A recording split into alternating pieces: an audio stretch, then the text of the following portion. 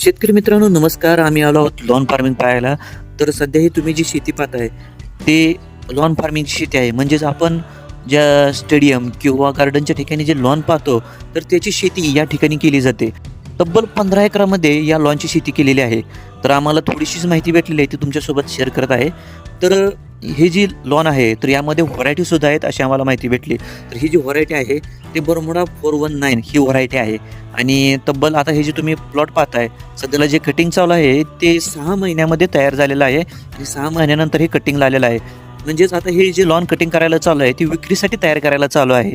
आता हे कटिंग केल्यानंतर पाण्याच्या ठिकाणी नेलं जातं आणि त्या ठिकाणी या लॉनमधून माती आणि हे जे गवत किंवा लॉन म्हणतो आपण ते सेपरेट केलं जातं आणि माती आणि ते गवत वेगळं केल्यानंतर ते लॉन किंवा गवत जे म्हणतो ते पूर्णपणे सुट्ट केलं जातं आणि त्यानंतर तर ते सुकवण्यासाठी ढिगारे मारलेले आहेत आणि